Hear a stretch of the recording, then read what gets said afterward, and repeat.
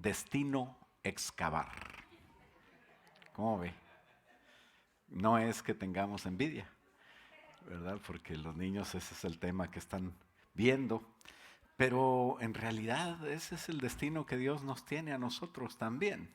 No podemos nosotros pretender conocer a Dios si no profundizamos en la palabra de Dios. Eso cuesta y eso es lo que Dios quiere que cueste. Dios nos da la salvación gratis, ¿verdad que sí? ¿Sabes por qué? Porque nadie podía con la salvación, nadie podía conseguirla. Pero nos deja, después de la salvación, cosas que tenemos que hacer, cosas que tenemos que trabajar.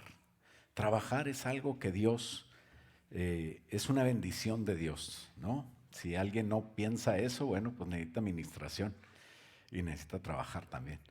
Pero si estás trabajando y no lo piensas, pues que te sirva para dar gracias a Dios, porque tenemos trabajo. La verdad es que excavar no es fácil, ¿no? Una de las canciones que oí era excavar, excavar, y luego le hacía así. ¿Y qué es eso? Y dice Dara, estoy limpiando el sudor, porque es excavar dos veces y limpiar el sudor. Y me imagino yo que sí cuesta, ¿verdad? O sea, como quiera el Señor les ha permitido a los niños, porque Él ama a los niños, ¿no? Entonces, para que no se mojen, como Él ya tenía previsto que lloviera, hace que llueva en la tarde. Y en la mañana no hay tanto polvo, no está tan caliente y los niños están felices, ¿no? Entonces, qué bonito que el Señor está al cuidado de todos ellos, ¿no? Así, a veces quisiera ver a ustedes tan interesados. Me contaron de un niño que en una CFC dijo, ya mamá, ya vámonos. Él le encanta estar en la CFC, pero ese día quería irse porque decía, ya llévame a la casa para acostarme porque ya quiero que sea mañana, ¿verdad? ¿Por qué? Pues porque están emocionados con todos los principios que están aprendiendo, con este lugar donde estamos. Parece que estamos en el desierto de allá por el Sinaí, ¿verdad? Pero estamos enfrentando tiempos donde tenemos que entender que nosotros, igual que los niños, tenemos que emocionarnos con las cosas de Dios. Tenemos que vivir emocionados por conocer más de Dios. Y buscar en la palabra es conocer más de Dios. ¿Cómo voy a escarbar? Pues para empezar, ese es nuestro trabajo. Entre sacar lo precioso de lo vil, dice así. O sea, cuando uno va a la mina, no hay una mina, agujeraron ahí ¿cómo se llama?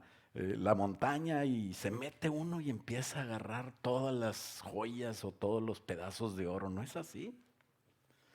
¿Cómo es? Hay que escarbar, hay que trabajar y va a encontrar muchas cosas que parece que son buenas, pero no son buenas. Y entonces hay que descifrar qué es lo que me va a servir y cómo lo voy a aplicar. Y eso es el trabajo que dice Jeremías. Le invito a abrir su Biblia en Jeremías 15, 19 al 21. Y vamos a leerlo, si gusta ponerse de pie para leerlo juntos. Dice de nuestro trabajo, de cómo debe de ser, dice el 19, por tanto así dice Jehová, si te convirtieres, ¿cuántos se convirtieron? Somos cristianos. Dice, si eres cristiano, yo te voy a restaurar y tú vas a estar delante de mí. Pero tú tienes, dice, y si entresacares lo precioso de lo vil, ese es un trabajo que tenemos que hacer los convertidos. Y si entresacares de lo precioso de lo vil, entonces cuando hagas eso serás como mi boca, dice el Señor. No podemos servir a Dios ni predicar el Evangelio igual cuando no hemos entendido qué es lo que Dios quiere que se predique. Y entonces tenemos que entresacar lo precioso de lo vil para ser como boca de Dios. Y si hacemos eso, entonces vamos a tener influencia, dice la palabra. Conviértanse, entonces conviértanse ellos a ti y tú no te conviertas a ellos. Y dice el 20, y te pondré en este pueblo por muro fortificado de bronce. Pelearán contra ti, pero no te vencerán, porque yo estoy contigo para guardarte y para defenderte, dice Jehová. Dice Jehová que nada nos va a pasar, que nunca vamos a tener enfrentamientos. ¿Verdad que no? No, vamos a ser valientes y a confiar en Dios, y entonces Dios nos va a defender y dice, no solo eso, sino que yo te voy a librar de la mano de los malos, te voy a redimir de la mano de los fuertes, te voy a guardar, te voy a cuidar. Padre, gracias, Señor, por este mensaje del día de hoy, que te pedimos ya desde hoy, Señor, que sea vida en nuestras vidas, Señor, que cuando lo estemos oyendo, Señor, tú estés haciendo algo en nuestro corazón, emocionándonos para estar anhelantes como esos niños que quieren estar aquí, que quieren saber más, que quieren estar en tus principios, que quieren jugar de acuerdo a las cosas que tú quieres enseñarles, Padre. Qué hermoso poder deleitarse, es tu palabra lo que dice, deleitarse en ti. Ayúdanos a deleitarnos en ti de tal manera que nosotros podamos cumplir con este trabajo que requiere cualquiera que quiere agradarte, Señor. En el nombre de Jesús te lo pedimos y todos decimos amén. Puede tomar asiento. ¿Cuántos quieren servir a Dios? Sí, yo también. Tenemos que escarbarle. Tenemos que leer la Biblia. Tenemos que, para agradar, hay que servir. Y para servir, tenemos que entresacar, escarbar, obtener. Y sabes que no es con oración, o sea, no es nada más con oración, mejor dicho. O sea, no es de que yo, Padre, revélame tus verdades. Y que mañana me despierte como Juan, que tuvo una revelación mientras estaba acostado, extasiado. No, hombre, si a Juan le costó, Daniel se enfermó, cayó como muerto, hasta el Señor le tenía que... Pero esas son cuestiones proféticas terribles. Lo normal, lo que Dios quiere es que nosotros nos invirtamos en su palabra, leamos su palabra. Y sí oremos, pero que también leamos. Y sí que leamos, pero también que estudiemos. Y sí que estudiemos, pero también que nos invirtamos en sacar notas, en ver definiciones de palabras, en ver buenos comentarios, en hablarle al pastor o mandarle un mensaje. Mejor mándame mensaje, ¿verdad? Porque a veces me habla, pastor, oye, ¿por qué cuando Saúl hizo esto y se mató o lo mataron? Y yo en el baño ahí bañándome, yo, espérate, traigo el speaker, mejor ahorita te hablo, mijo. ¿Verdad? Entonces mándame un mensaje y así me das chance de estudiar, porque yo no sé todas las cosas, pero yo conozco un amigo que sabe todas las cosas y siempre está con nosotros y él nos enseña. Y para poder agradarle y servirle tenemos que hacer esas cosas, es orar, leer, estudiar y practicar. Orar, leer, estudiar y practicar. A ver, ¿cómo es? Orar, leer, estudiar y practicar. Gloria a Dios. Ahorita nos paramos cada quien en una señal. No, eso es hasta mañana. A los niños les encanta todo eso. Y todos responden y cada uno trae sus ideas. Estuve aprendiendo mucho con ellos y son una bendición. Por eso es que Dios ama a los niños. Entonces, pero hay que echarle ganas, hay que escarbarle, hay que meterse a la cueva y meterse a la mina y empezar a buscar en ella. Y, ay, se me olvidó el pico, déjame ir por él. Y entonces volver y meterse a las cosas de Dios. Cuesta, pues a veces sí cuesta, pero entre más cuesta, agradas más a Dios. Y así es como Dios quiere que aprendamos, ¿no? Había un hermano que ponía la Biblia en el Salmo 91 y ahí la ponía todo el día estaba ahí abierta porque ese salmo decía que lo protegía. Y luego en la noche cuando tenía miedo, la ponía debajo de la almohada y ahí se dormía. Yo no sé si él pensaba que por ósmosis, usted sabe qué es ósmosis, así como que te va a penetrar la palabra en el cerebro, no sé. Pues la verdad eso no funciona, hermanos. El logos mata y el espíritu vivifica. Usted tiene que agarrar la Biblia, pedirle al Espíritu Santo que le dé vida a esa palabra. Logos se va a convertir en rema, ¿no? Ustedes saben griego, yo lo sé. Quiere decir que la palabra muerta se va a vivificar Y podremos nosotros entonces obtener el poder de Dios. Y así es como la Biblia se hace vida en mi vida. No es por ósmosis. Debemos esforzarnos.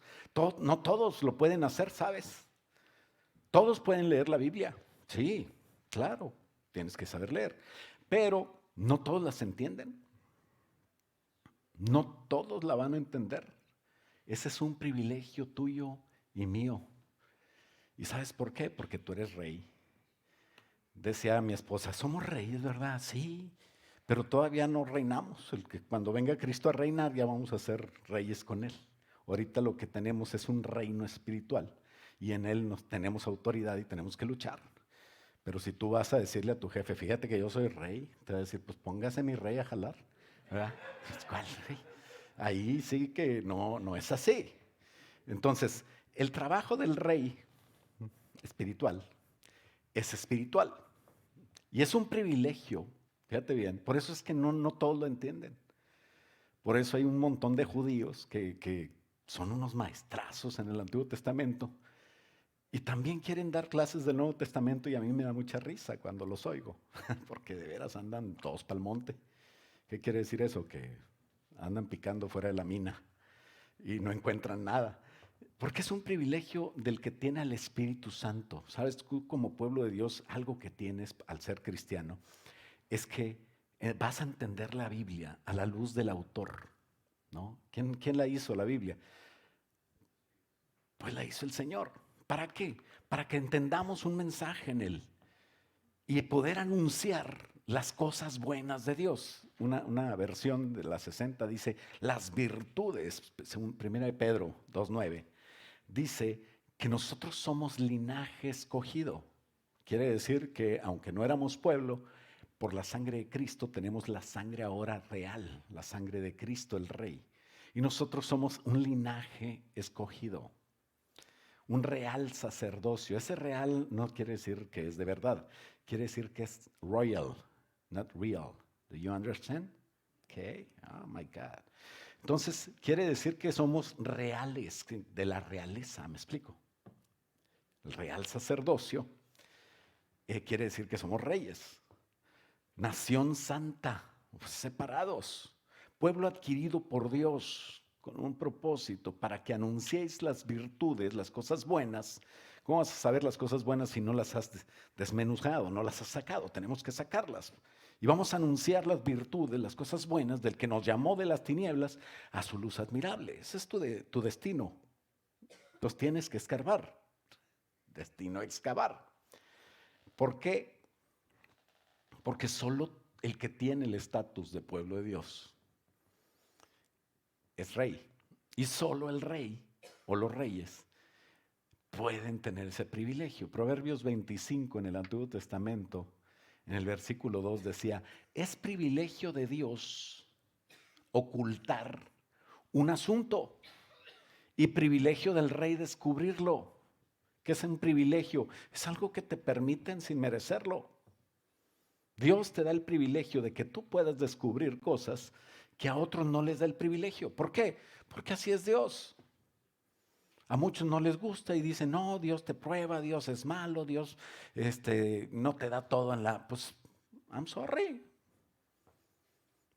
Una de las características de ser Dios es que hace lo que le da la gana, ¿no? Ese es el dueño de todo. ¿Por qué tomas tu agua?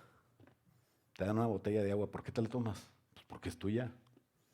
Si tú te quieres echar para peinarte, ¿verdad? Dicen que Luis Miguel andaba una vez en el desierto y no tenía agua y cuando le pidieron agua se le echó en el pelo. Bueno, yo no sé si fue cierto. Pero usted hace lo que quiere con lo que es suyo. Dios hace lo que quiere con todos nosotros. Tenemos que aprender que Dios es el dueño y es el que pone las reglas. Entonces, ¿quién va a saber el mensaje de Dios? Aquel que lo va a dar. Porque la palabra de Dios es terrible, es poderosa. Y tenemos que encontrar la manera de buscar en ella las piedras preciosas, los metales valiosos.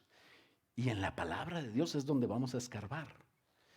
Extraer y quedarme con lo de Dios. Pero todo es de Dios, toda la escritura es inspirada por Dios. Sí, también el diablo la usó. ¿Sabías que el diablo atacó a Jesús con la palabra de Dios? Y precisamente el Salmo 91 es el que usó. Y también Jesús le contestó con la palabra de Dios, escrito está, ¿verdad? Y el diablo le decía, escrito está. Es como la palabra de Dios es como una espada, pues haz de cuenta que estaban en una lección de esgrima y ganó el rey Jesús, ¿verdad? Pero hay reglas para nosotros, tenemos que interpretarla de acuerdo a lo de Dios. Si no la sigo, pues voy a andar entendiendo mal, o peor, voy a andar entendiendo lo que me convenga, ¿no? Eso es lo que hacen muchos con la palabra de Dios, y por eso muchas veces el nombre de Cristo es vituperado. Los cristianos son engañados y decepcionados, empiezan a hablar de pastores y empiezan a decir, los apóstoles son malos, el diezmo no existe, esto está mal. ¿Por qué? Pues porque en la palabra de Dios encuentran la decepción en personas que han sido personas que engañan. Por eso es que yo tengo un pastor y tenemos una cobertura espiritual. Por eso es que tú tienes un pastor que tiene pastor. Y que ese pastor, ese apóstol, no está solo, está con otros pastores. Y tenemos una sujeción, como dice la palabra de Dios, de acuerdo a la palabra de Dios. Cuando la gente se decepciona, empieza a decir, eso ya no es así. ¿Por qué? ¿Por qué no es así? Así se fundó la iglesia y quedamos que Cristo la iba a venir a cerrar el tiempo de la iglesia cuando viniera a establecer su reino. Hasta entonces, nada ha cambiado.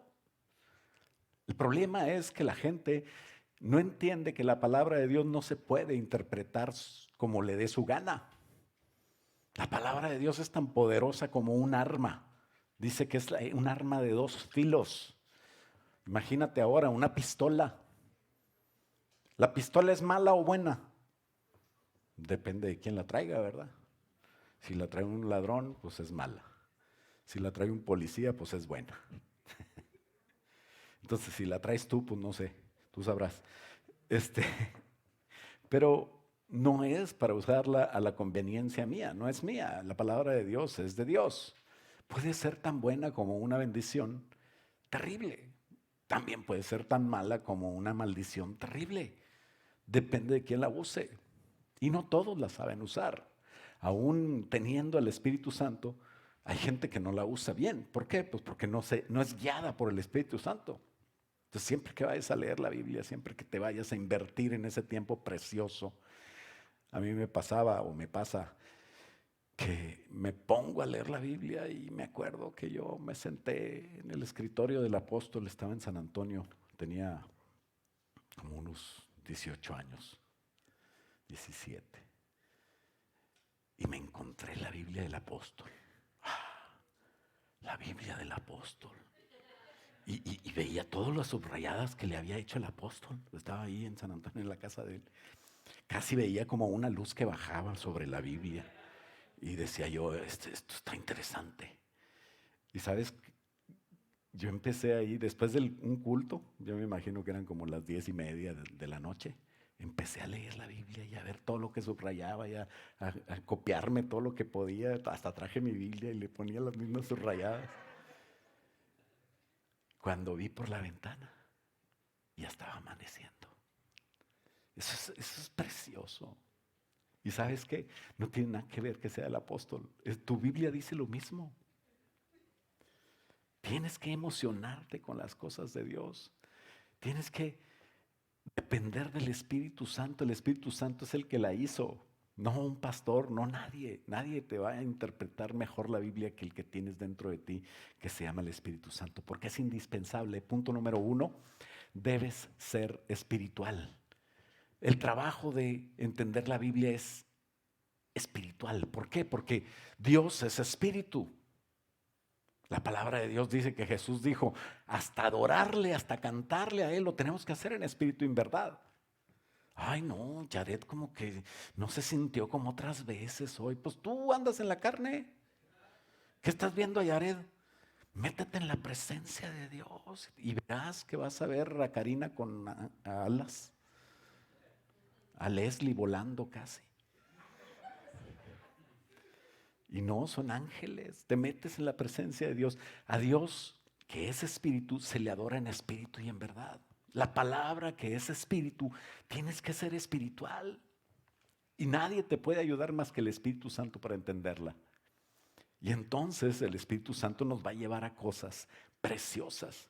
Y hay herramientas para interpretar la palabra de Dios. Pero la primera es que tienes que ser espiritual, porque Dios es espíritu, y los que adoran, los que leen la Biblia, los que le alaban, todo lo que hagas para Dios, que sea espiritual, en espíritu y en verdad, con reverencia y con humildad. La mente a veces nos engaña. ¿Cuántos de ustedes, bueno, yo creo que ninguno, a lo mejor alguien que me está viendo por internet, pero cuántos han estudiado la Biblia y dicen, ay, esto está bueno para aquel? Mira, aquí dice, no desearás la mujer de tu prójimo. Ya te tengo aquí. Y hasta le pones una nota aquí, para Juanito. ¿Para qué te casabas, Juan? y es un amigo de Tijuana, ¿verdad? Y ya empiezas a leer la Biblia, pero eso es carnal, ¿no? Eso es o otros dicen, no, hombre, que esto yo no lo había visto, se lo voy a enseñar ahora para que vean que yo sí estudio, ¿verdad? Eso es estudiar la Biblia para presumir, para decir, ay, este hermano, qué bárbaro, ¿verdad? Es un teólogo loco. Y no debe ser tampoco para vanagloriarme yo, para mi orgullo. ¿Sabes por qué? Porque entre más orgullo tengas, entre más mente le pongas, entre más sentimiento tuyo le pongas, más te alejas de Dios. Dice la palabra de Dios que el orgulloso, el vanidoso, se aleja de Dios. O sea, Dios lo ve de lejos y que al humilde Dios lo acerca. ¿Y qué pasa cuando eres humilde? Que te pones en manos de Dios, que reconoces que tú no vas a poder igual y que dices, Señor, ayúdame. La humildad me hace depender de Dios y eso es lo que me hace acercarme a Él, tomar mi cruz. ¿Qué dice Dios? ¿Qué dice Jesús? El que quiera venir en pos de mí, niéguese a sí mismo y tome su cruz. ¿Para qué? ¿Para morirte? No es para tener una crucecita aquí, ay, ya traigo mi cruz colgada. No, no se refiere a eso. Se refiere a que te mueras, a que ya no estés tú. Hay dos naturalezas en nosotros, la humana y la divina. Y como tenemos que ser espirituales, tenemos que morir a la humana, a nuestra mente, a nuestro razonamiento, para comprobar, no te conformes a este siglo, sino transforma tu entendimiento para que puedas comprobar cuál es la buena voluntad de Dios agradable y perfecta. Y entonces nosotros con reverencia, humildad, con fe, oramos antes de empezar a excavar, durante la excavación y después de que termines de excavar. Amén.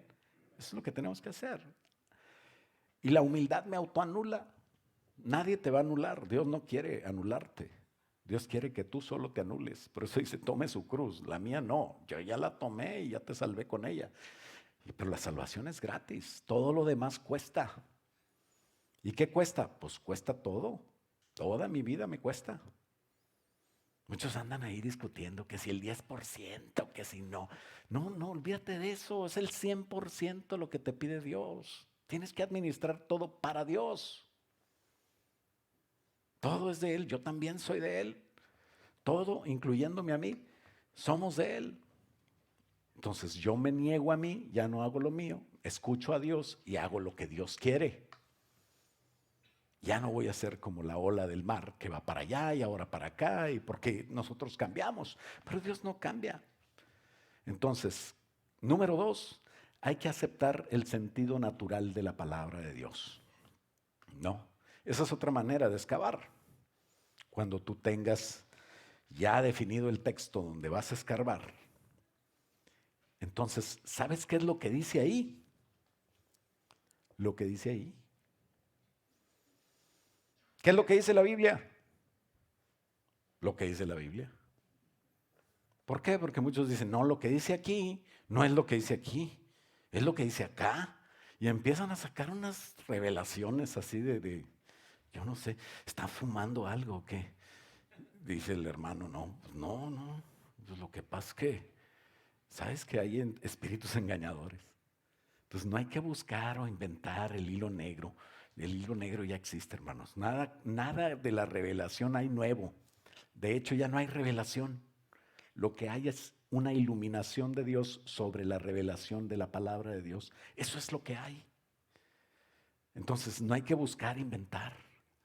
A veces existen casos en donde lo que dice ahí no es lo que dice ahí, pero son casos muy pocos, muy especiales y no tienen que ver con el mensaje general. Como por ejemplo, ¿cuándo es cuando podemos nosotros? Hay una tablita ahí, no sé si la hicieron, que dice A, B y C. Y entonces hay unos casos en donde debemos de buscar el significado escondido. Cuando cuando parece que se contradice, ¿sabes? Dios no se contradice. Cuando no tiene sentido algo que viene en la palabra de Dios, a veces en la traducción o en la cultura o en hay algo que no tiene sentido. O cuando el lenguaje no es literal, sino metafórico. Entonces sí, ahí dice que vio un dragón que tenía 7 cabezas y 10 cuernos, pero no era un dragón así, no va a aparecer ese dragón, sino que son naciones, y para todo eso hay reglas para interpretación. Por ejemplo, cuando parece que se contradice, muchos no entienden Génesis 1 y Génesis 2. Capítulo 1, el Señor creó a Adán y Eva, o mejor al hombre y la mujer. Y luego en el capítulo 2 el Señor forma una mujer para Adán. Quiere decir que la primera mujer se peleó con Adán, se le peló. Y entonces en el 2 hace otra mujer. Así es. ¿Verdad que no? No, lo que está pasando es que en el capítulo 1 dice, en el día 1 hizo esto, 2, 3, 4, 5, sexto día creó al hombre y la mujer, séptimo día descansó. Y en el capítulo 2 hace una recapitulación de lo que pasó en el sexto día. ¿Sí me explico? Y entonces empieza a contar cómo fue lo que le pasó a Adán. Y entonces ahí parece una contradicción, pero sacan doctrinas bien tremendas, bien raras. Que la mujer se convirtió en demonio y que ahora viene por los niños recién nacidos. O sea, es en serio. Usted no ande leyendo eso, ¿verdad? Porque en YouTube se va a encontrar todo eso, pero yo le animo a que usted venga a la doctrina pronto, entrando a clases, para yo creo que mediados de agosto, entramos también nosotros a clases otra vez. Y a las 10 de la mañana lo esperamos aquí para juntos estudiar la palabra de Dios y volver otra vez. Y Dios nos guarde de la pandemia otra vez, ¿verdad? Vacúnese. O sea, no es, tampoco viene en la Biblia, si usted quiere vacunarse, vacúnese, si no, no. Pero ya ves cómo está la cosa y usted echándole. Ves que el niño es risueño y tú le haces cosquillas. Pero bueno, otra de las cosas dicen, es que Saúl, dice que se mató Saúl, se inmoló el rey de Israel, y luego dice que vino uno diciéndole al rey David, yo maté a Saúl. Entonces lo mató él, ahí se contradice la Biblia. Y la Biblia lo que dice es lo que dice el muchacho. La Biblia dice, pasó esto, y luego dice, y vino un muchacho diciendo esto. Pues usted está platicando en la Biblia lo que pasó. El pobre muchacho ahí creyó que le iban a dar un premio, no, hombre, se lo echaron también por andar matando al rey. Pero no entienden la palabra de Dios. ¿Por qué? Pues porque no tienen un maestro, o porque no ponen atención, o no saben de otra de las cosas que parece, ¿verdad? La genealogía de Mateo. ¿Por qué Mateo dice esta cosa? ¿Por qué Lucas dice esto? Pues porque Mateo era judío y estaba tratando de conectar a Jesús con Abraham. Lucas estaba escribiéndole a un tal Teófilo que era romano, y aparte como médico, pues le estaba diciendo, vamos a conectarlo hasta Adán, y él es el primer Adán, y él es el que vino a salvar, y le está presentando toda otra teología, y no se contradicen. Una es la genealogía de María, por el lado de María, porque José no tenía nada que ver, pero a los judíos le importaba que José tuviera que ver, y entonces la otra es la de José. Eso es muy sencillo. ¿Por qué Pablo dice que la fe y Santiago dice que las obras? Pues ¿quién tiene razón? Pues es diferente la fe de Pablo y la fe de Santiago. Las obras de las que habla Pablo son de la ley, y las obras de las que habla Santiago son las obras del cristiano. Que sin ellas pues no hay vida cristiana. Es bien sencillo. O sea, se meten en unas discusiones todas y salen en sus podcasts. Vamos a tener que hacer un podcast nosotros también para decir, sean payasos, hombre. Está bien sencillo. Otra el inciso B, cuando no tiene sentido algo. las 70 semanas de Daniel. Pues son 70 semanas, pues son unos cuantos meses, ¿verdad? Un poquito más de un año.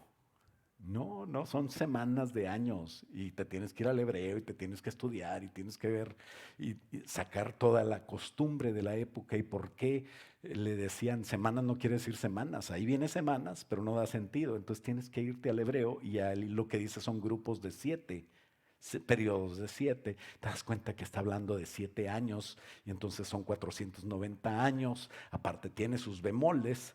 Porque el lenguaje también es el inciso C cuando el lenguaje no es literal, sino es un lenguaje metafórico, como lo puedes encontrar del capítulo 7 de Daniel en adelante hasta el 12, y todo el Apocalipsis es metafórico. Una mujer vestida del sol, la luna y las estrellas. Y todos dicen, wow,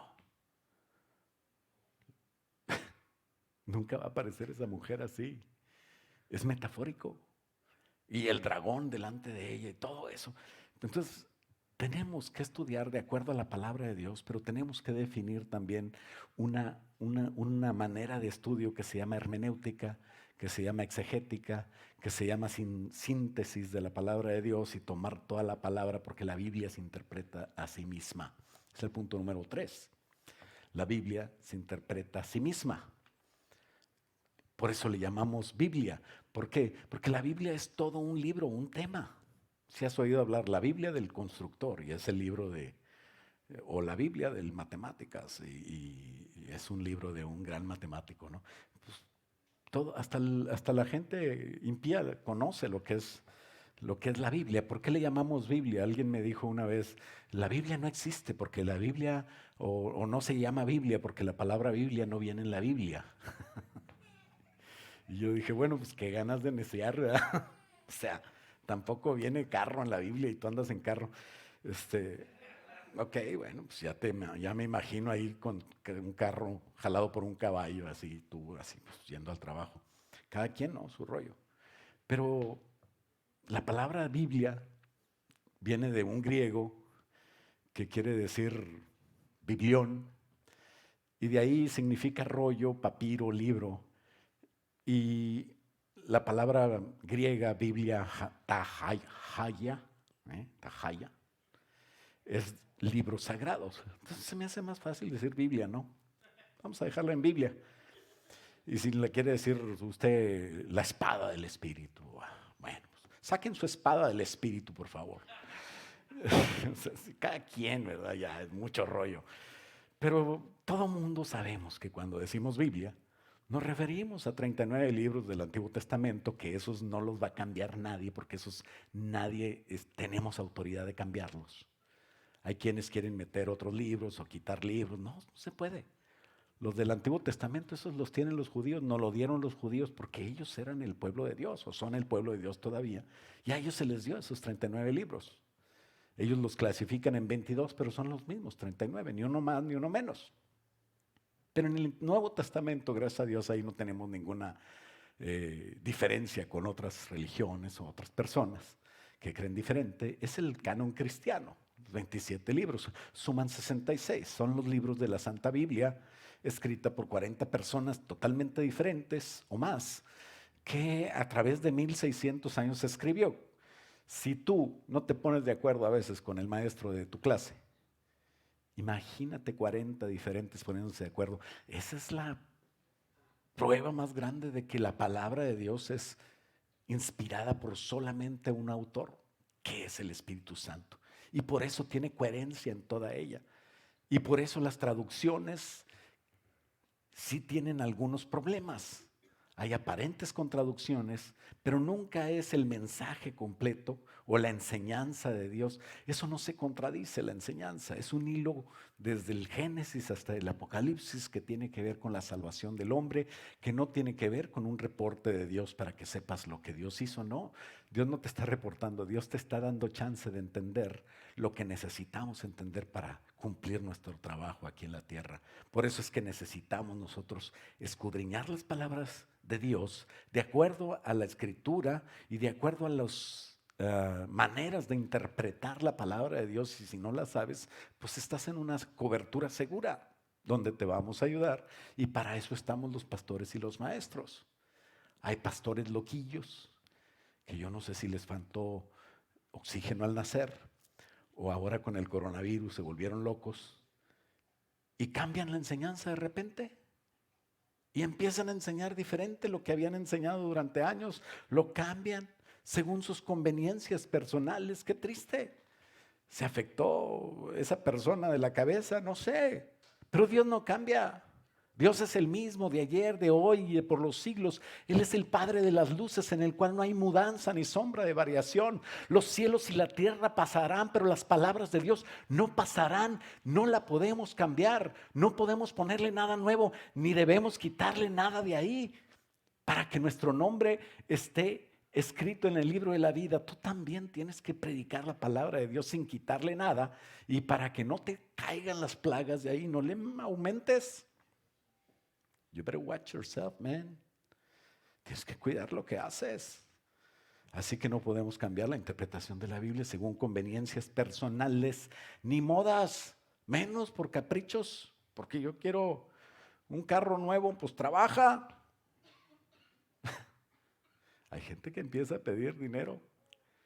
Yo no necesito dinero, yo necesito predicar la palabra de Dios. Dios te va a dar lo que necesites. Mira, aquí estamos en este lugar. Ya estamos completando los segundos $20,000 que tenemos que pagar en septiembre. Fíjate, lo estamos completando en junio. Gloria a Dios, como Él es fiel. Él es, no sé, Él pues, tiene que ver con Él. Esto no es mío, es de Él. Y por eso es que tenemos la palabra más segura, que no tenemos por qué cambiarla. Tenemos que escarbar, excavar. ¿Verdad? That's fancy. Un poquito más elegante. Y cada texto, número 4 y último, cada texto se excava en su contexto, ¿no? Por ejemplo, si yo me meto a la mina y quiero seguir profundizando, tengo que poner unas tablas o unas columnas y tengo que hacer un túnel, porque si no, un día, en lugar de sacar algo de ahí, eso va a ser mi tumba. Sí, cuando les cabe más para adentro, se derrumba lo primero y me quedo ahí enterrado, ¿no? ¿Cuántos vieron a Liam Neeson? Dicen que se parece a mí. ¿Será cierto? Bien elegante yo. Bueno, me dicen, parece usted uno que sale en el cine. Y yo, pues espero que no sea del planeta de los simios. Pero bueno, este, bueno, ese cuate, hay uno que se llama, ¿cómo se llama? The Ice Road. No sé si vieron esa película. Se metieron a escarbar en una mina y estos cuates querían que siguieran escarbando para que saquen beneficio. Creo que eran piedras preciosas, ¿verdad? Y había mucho gas metano ahí. Entonces, donde estaban escarbando, pues una llamita y explotó todo. Está buena la película, vela. Si no te gusta mucho la sangre, no la veas. Cuando tu esposa se duerma, la ves. Para excavar una mina profunda, se tiene que apuntalar bien. Se tiene que hacer un túnel. Se asegura contra derrumbes. Se lleva luz hasta donde vas a escarbar. Se lleva aire, ¿no? Tiene que haber aire para ver lo que se hace, para poder estar ahí, respirar. Y así es el excavar la palabra de Dios. Tienes que fijarte en los alrededores, ¿no? ¿De qué estoy hablando? De que tú no te puedes meter en un texto. Decía un hermano que le encantaba el empinar el codo, ¿verdad? Y decía, aquí dice la palabra de Dios, dice, comamos y bebamos que mañana moriremos. Ese versículo le encantaba. Lo sacó y lo puso en el refri. Dijo, aquí donde guardo las chelas. Pero lo que dice ahí en el contexto es, si Cristo no resucitó, en vano nosotros hemos creído lo que creímos. Entonces somos los más dignos de conmiseración. Comamos y bebamos que mañana moriremos. Pero como resucitó, o sea, primero decía una cosa, luego decía, sí, ¿verdad? Es condicionante. ¿Por qué? Porque al excavarla en la palabra de Dios tienes que checar de qué se habló, en qué circunstancias históricas se habló, a quiénes le hablaron, quién estaba hablando, qué políticas había, qué costumbres había, por qué algunos se ponen velo y dicen que Corintios dice que había que ponerse velo, pues porque ahí dice. Ahora, usted quiere ponerse velo, póngase velo. Nomás no ponga velo al de al lado. Porque para mí lo que dice Corintios, si nosotros nos vamos a estudiar, era que ahí las mujeres, en el puerto corintio venían los marineros bien así cariñosotes, ¿no? De meses de andar en los barcos. Y entonces agarraban a cualquier muchacha y le invitaban al baile y obviamente más para allá. Y entonces decía Pablo que eso sea la señal de que tú eres una mujer decente. Pero no estamos en Corinto, ¿verdad que no? No, sí. Digo, si estamos en Corinto, ponte velo. Pero tú lo que tienes que ver es el contexto. ¿Por qué lo dijo? ¿A quién se lo dijo? Y si no puedes verlo, pues ponte el velo. Pero cuando lo ves, ya tienes respuesta para aquellos que hacen lo que hacen, por qué lo hacen. El punto de vista, por ejemplo, de Eclesiastés es un punto de vista terrenal totalmente. Muchas partes del Eclesiastés dice: he visto debajo del cielo y siempre he visto esto. Si uno se muere, se va a la tumba y ahí ya no puedes hacer nada. Y entonces de ahí los testigos de Jehová dicen: cuando uno se muere ya no hay nada. O sea, sacaron de contexto. ¿Por qué? Porque está hablando de lo que ves debajo del cielo. Pero toda una doctrina de la palabra de Dios te dice que no es el final. Cuando te digan: David se murió, el pastor David se murió. Sí se murió, no les creas. Porque yo estoy más feliz que tú. Porque yo estoy en la presencia de Dios. Así es de que habla bien de mí, hombre. Lo malo, déjaselo, ya olvídate de eso.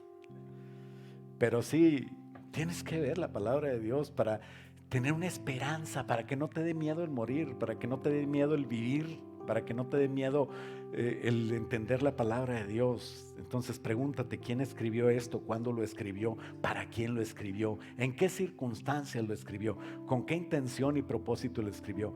¿Cómo lo entenderían aquellos primeros oyentes que fueron los originales que recibieron este mensaje? ¿Para qué? Para que tengas seguridad en el excavar. Porque tu destino es excavar. ¿O no? Más claro. Ahí está.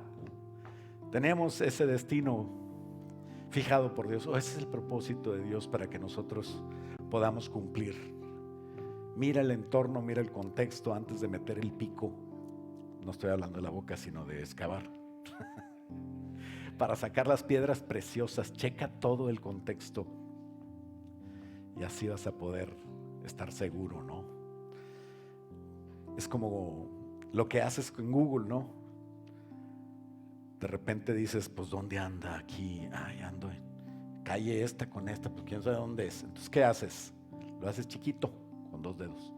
Lo haces chiquito, el mapa, y luego ya ves: acá está la 35, aquí está el mapa, ya se ando por aquí. Ok, dale para allá, ¿verdad? Así es. Es lo mismo. Tú tienes que hacer un mapa en tu mente de toda la palabra de Dios y ya vas a saber dónde andas, ¿no? Es tan hermoso. Ya no quiero seguir hablando, ¿verdad? Pero métete a estudiar con el líder de tus FSG, con el maestro de escuela dominical, y aquí en la iglesia. Mándale un mensaje al pastor 512-789-4066 y ahí dejas tu mensaje. Pastor, ¿por qué? ¿Por qué los dinosaurios? Ya no tenemos dinosaurios. ¿Por qué los extraterrestres? ¿Qué pasa con...? Bueno, ya vamos a pararle. Pero la palabra de Dios quiere que seas una persona que procure con diligencia ser un buen obrero. O sea, ¿sabes qué dice 2 Timoteo 2:15? Dice: procura con diligencia presentarte a Dios aprobado como obrero que no tiene de qué avergonzarse y que usa bien la palabra de verdad. ¿Se puede usar mal la palabra de verdad? Claro que sí. En conclusión, lo que buscamos en la palabra de Dios es esa sabiduría para vivir para Él, para servirle a Él, para agradarle a Él. No lo vamos a lograr sin ello. Así es de que escarba. ¿Por qué no nos ponemos de pie y cerramos nuestros ojos mientras escuchamos el capítulo 28 de Job en la TLA? ¿Sabes qué dice? La versión de la traducción del lenguaje actual. De todo el capítulo 28 son 28 versículos. Dice: el oro y la plata se sacan de las minas y se limpian con fuego. El hierro y el cobre se sacan de la tierra y se les quita la impureza. Ya no hay para los mineros lugar demasiado oscuro. En los más lejanos rincones buscan piedras preciosas. Con la ayuda de cuerdas bajan profundos barrancos, cavan largos túneles donde nadie ha puesto el pie. Eso es mucho trabajo. Y dice: en esas profundas minas donde el calor es insoportable, se gana la vida el minero. De las rocas saca zafiros, de entre el polvo saca oro.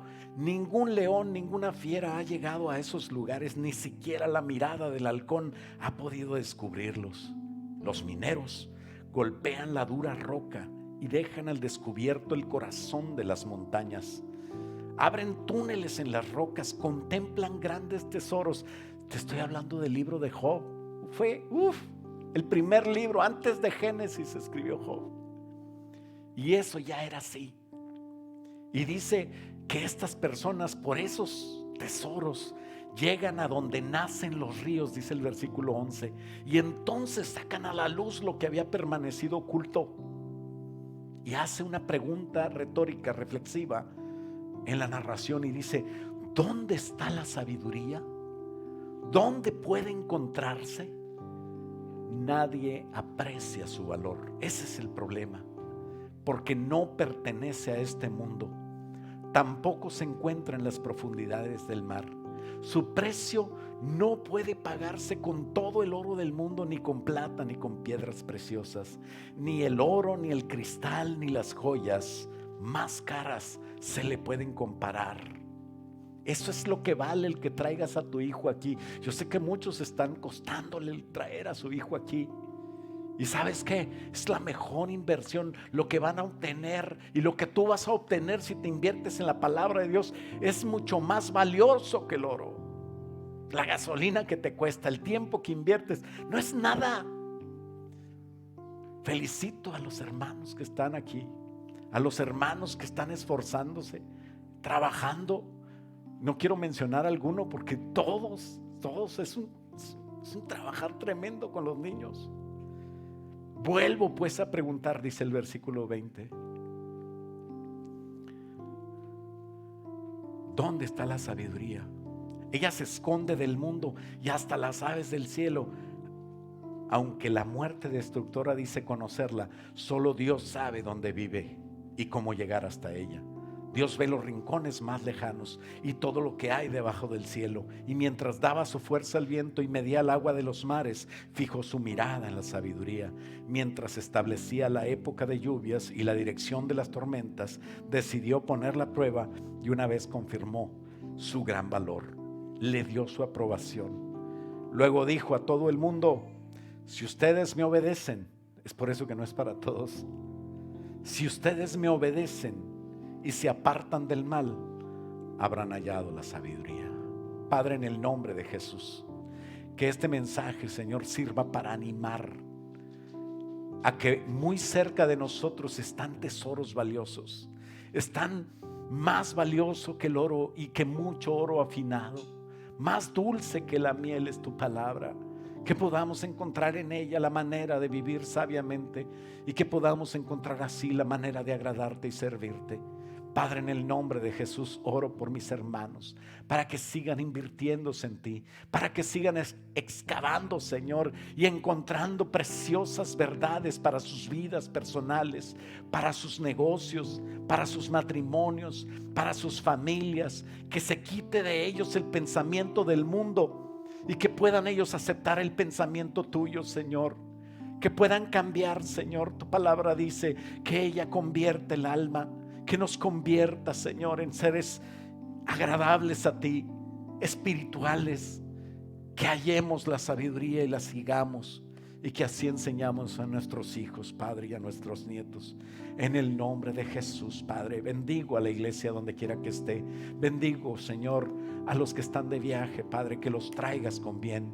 Bendigo, Señor, a aquellas personas que están en asuntos personales difíciles, que tú los bendigas, que les des la solución de sus problemas. A los que están enfermos, Señor, que la enfermedad pueda ceder, Señor, que se sanen.